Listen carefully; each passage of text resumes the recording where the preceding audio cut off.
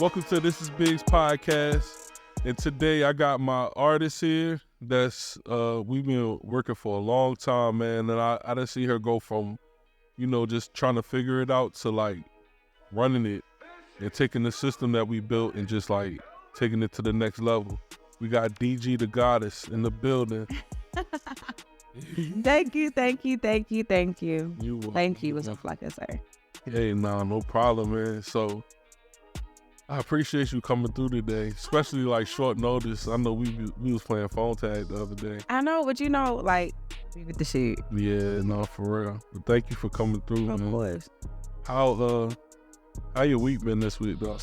I'm gonna tell you something. I can't really tell it right now on the podcast. I gotta be off the air. But it's been a great week. You saw my tire situation. Yeah, pushed through that. And then it was in that moment I realized is goddess, I am strong, I am woman, like hear me roar as I am. I was like, damn, I don't want to be this, like have to be this masculine. Like I'm out there in the rain, damn near changing the tire by myself. Yeah. You was out,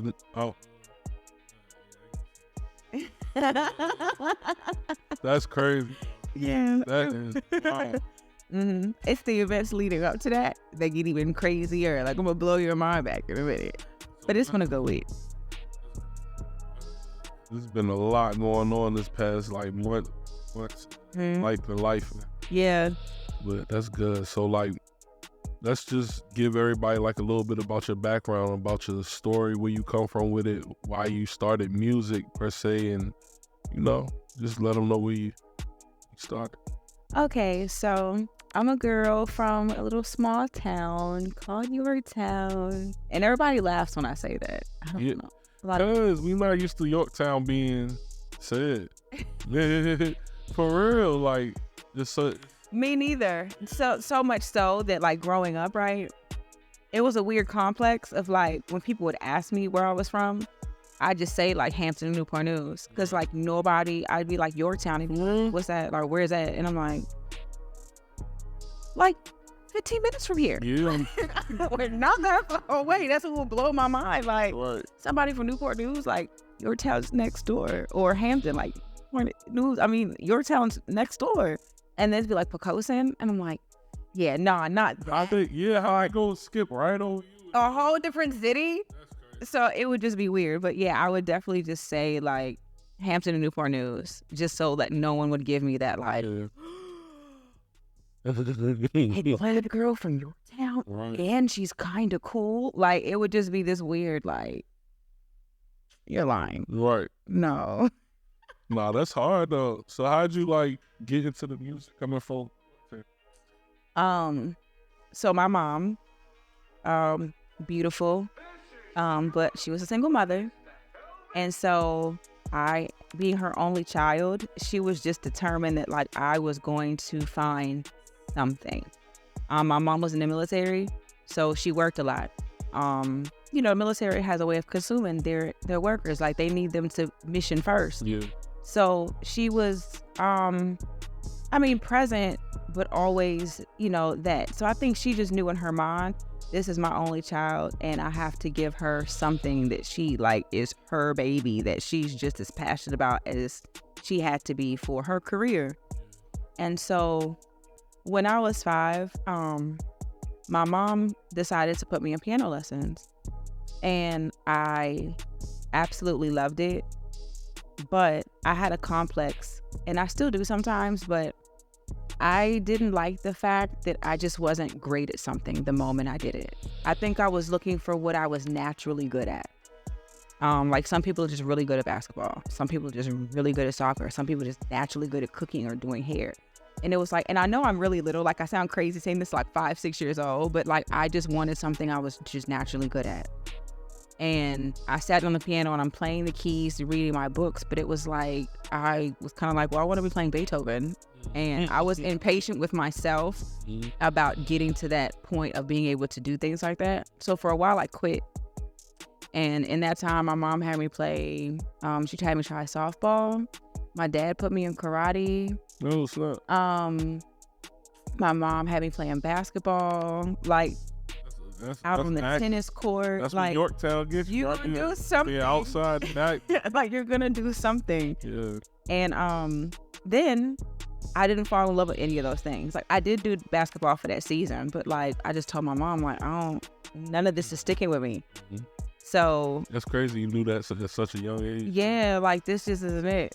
So to make me jealous, my mom started taking piano lessons, and I don't know why, but it worked. Like then I was jealous of her being on the piano and playing, because it was like, that's what I wanted to do. I was just so pissed off I wasn't as good as I wanted to be.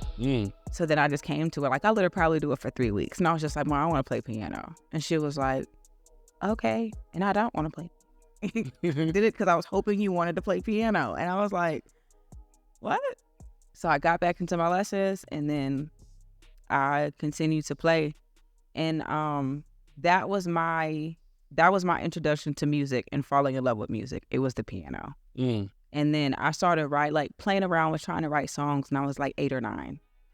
And I was in South Carolina one summer, and I wanted to go home. I wanted to go home with my mom. So I made this little piano piece and put the words to it. It was called Home Sweet Home, and I would play that song every day. For real? Yes.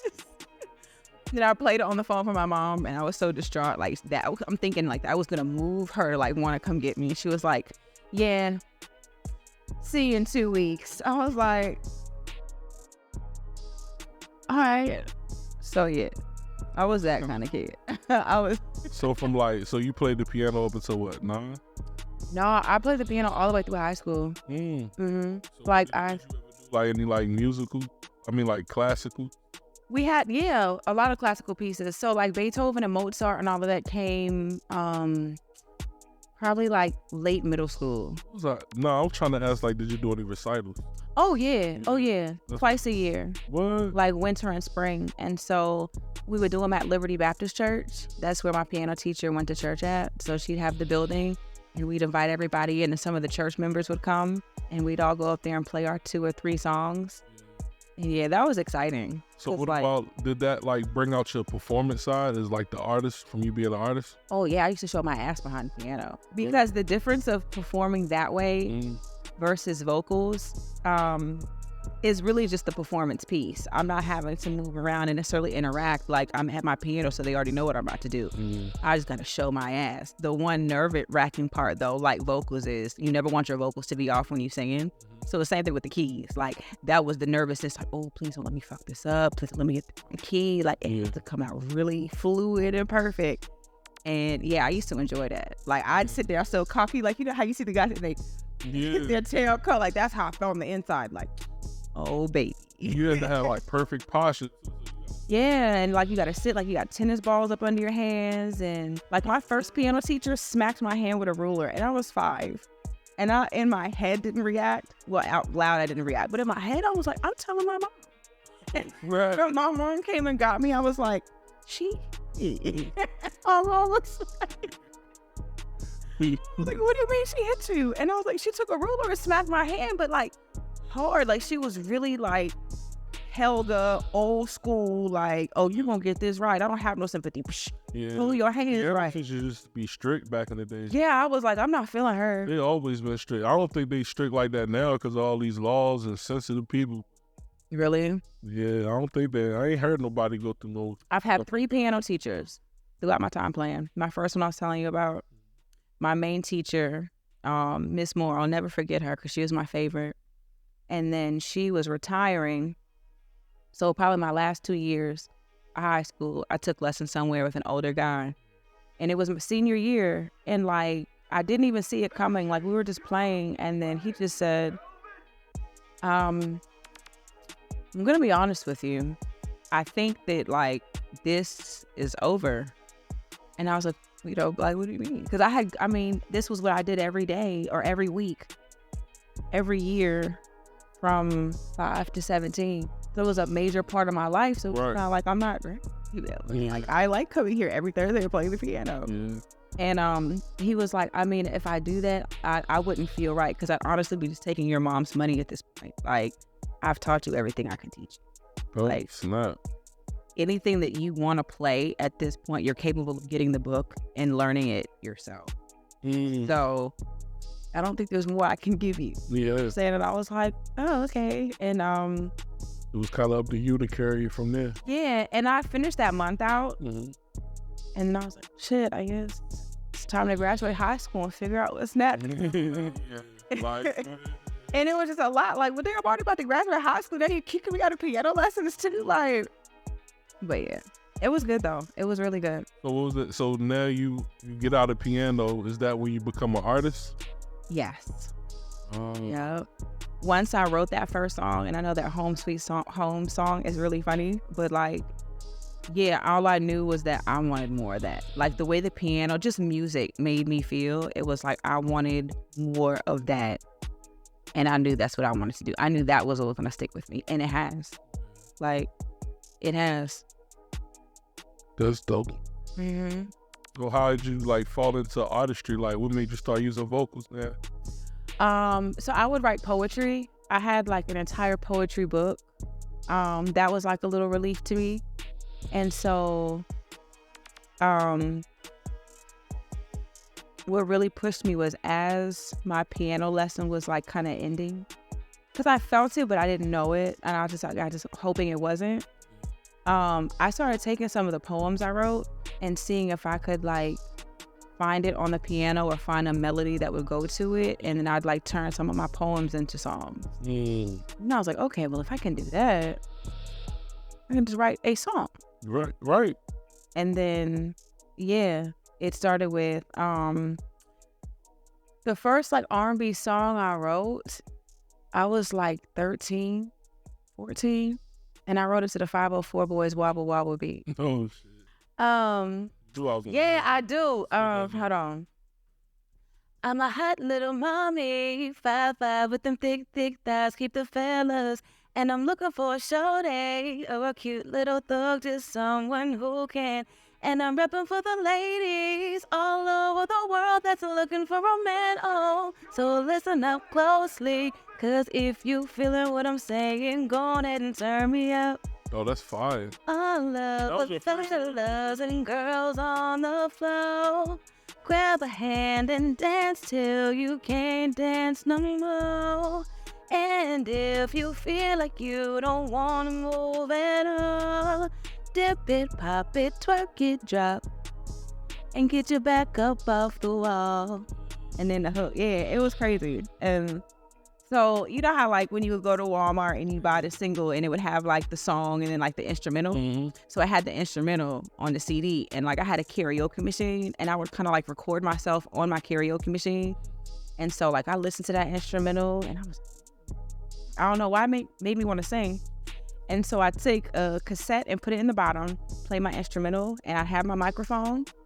And like, that was my little studio. That was my first time being able to record and hear myself. So I play my instrumental, record it through my microphone on the cassette, and then play it back. Mm-hmm. And then my mom, there was a guy that made beats at her job. And yeah, that was my first time going to the studio. Like I went to the studio, recorded that song. A few other songs. I don't remember them. That one I remember because it was like a big deal for me then. You know, I was fire though. Thank you. you. Came out with the melodies. That's crazy. Yeah, that's church. So what got you all the way to like wanting to take it serious now? You know, honestly,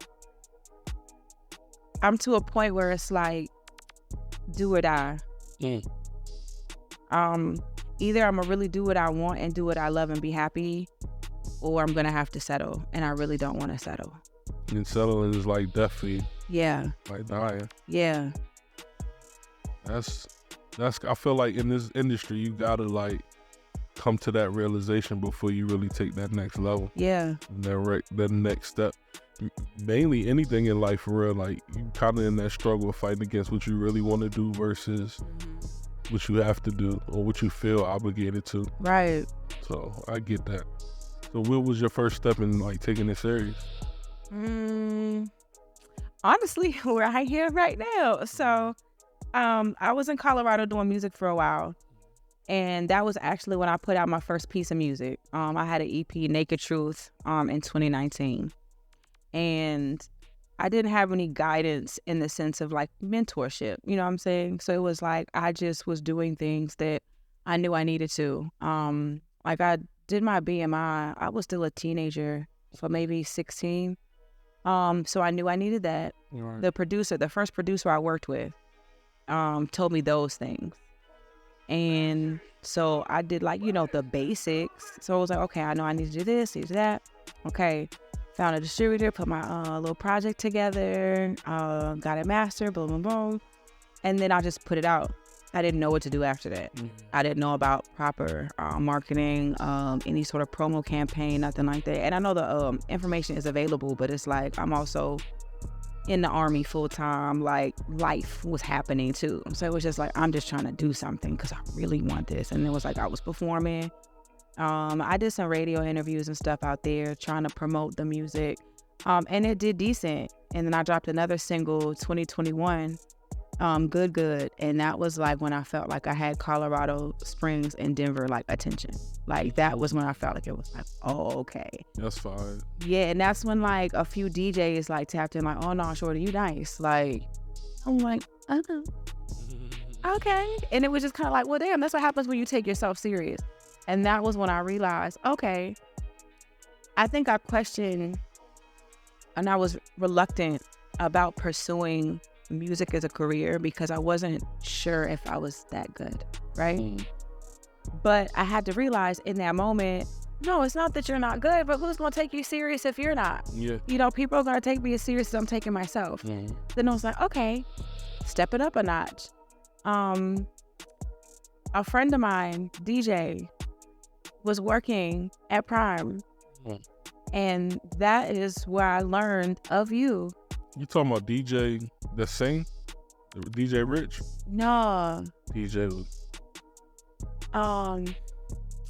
He made beats. He produced. He do sing too though. But yeah, he's a producer. And he like hit me up and he was like, yo, I did not know you were from Virginia because we met in Colorado. I didn't know he was from Virginia either. Oh, shit. He worked at the radio station in the studio room, engineering, you know what I'm saying? And I would never really be over there. I was really on the broadcast side just doing our radio show because I was already tapped in with my engineer at another studio. And it's like once I have a relationship and a chemistry with, you know what I'm saying, that's part of my team, like that's my producer. So no disrespect to anybody else, but I'm good. You locked in? Yeah. And so it was just kind of like that. So, but we were cool. He sent me a beat. I ended up doing a song on one of his beats.